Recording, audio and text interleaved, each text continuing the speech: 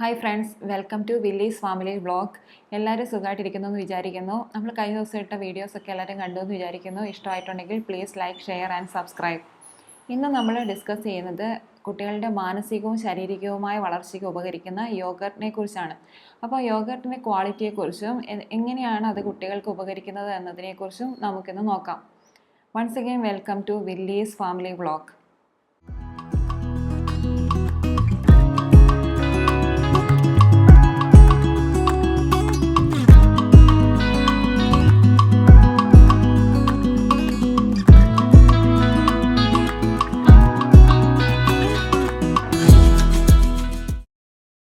നമുക്കറിയാം, പാലിനെ പുളിപ്പിച്ചാണ് തൈര് ഉണ്ടാക്കുന്നത്. അപ്പോൾ തൈരിൽ ഒരുപാട് ഗുണകരമായ ബാക്ടീരിയാസ് ഉണ്ട്.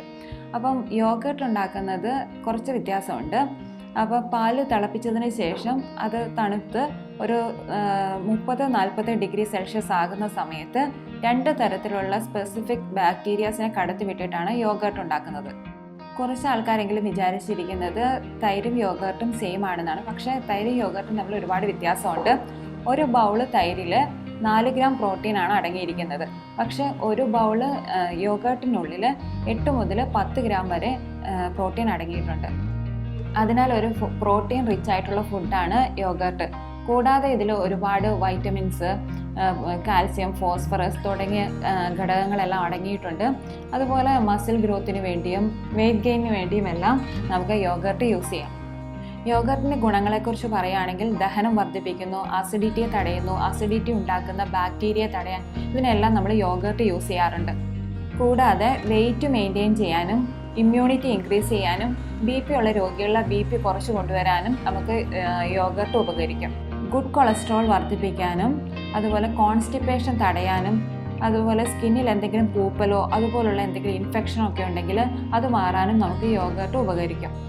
സ്ഥിരമായി ഡയറിയ ഉണ്ടാകുന്ന രോഗികളിൽ ആ ഡയറിയനെ തടയുന്നതിനും കുടലിലെ അൾസർ മാറുന്നതിനും കുടലിൽ ഏതെങ്കിലും തരത്തിലുള്ള പോളിപ്പോ ക്യാൻസറോ ഉണ്ടെങ്കിൽ അതിൻ്റെ ഗ്രോത്തിനെ തടയുന്നതിനും നമുക്ക് യോഗർട്ട് യൂസ് ചെയ്യാം.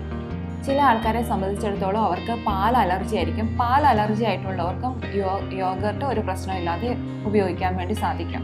യോഗർട്ട് പലതരത്തിലുണ്ട്. പക്ഷേ നമ്മൾ കുട്ടികൾക്ക് സ്പെസിഫിക് ആയിട്ട് പറയുകയാണെങ്കിൽ ഗ്രീക്ക് യോഗർട്ടാണ് കൊടുക്കാറുള്ളത്.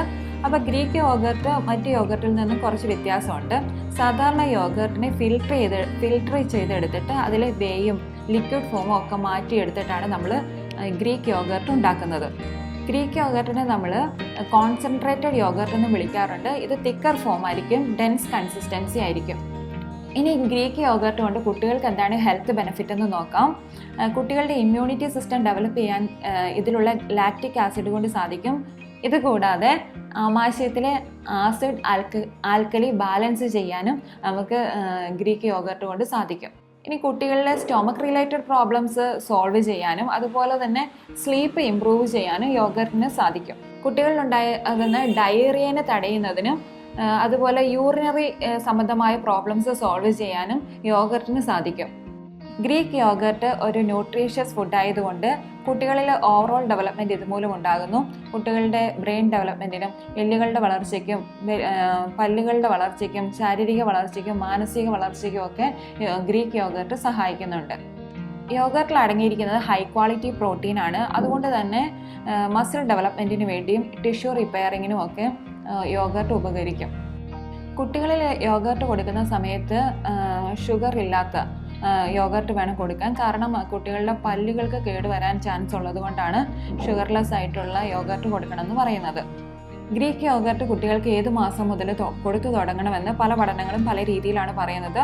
പക്ഷെ കൂടുതൽ പഠനങ്ങളിൽ പറയുന്നത് 7-8 മാസം ആകുമ്പോഴാണ് കുട്ടികൾക്ക് ഗ്രീക്ക് യോഗർട്ട് കൊടുത്തു തുടങ്ങേണ്ടത് എന്നാണ്. പക്ഷേ വില്ലിക്കുട്ടിന് 9 മാസമായിട്ടുണ്ട്. ഇന്ന് മുതൽ നമ്മൾ അവന് യോഗർട്ട് സ്റ്റാർട്ട് ചെയ്തേക്കുവാണ്. ഇപ്പം അവന് കൊടുത്തു നോക്കാം. നമുക്ക് അവന് ടേസ്റ്റ് ഇഷ്ടപ്പെടുമോ, അവൻ ഏത് രീതിയിലാണ് അതിനോട് പ്രതികരിക്കുന്നതെന്നൊക്കെ നമുക്ക് കാണാം.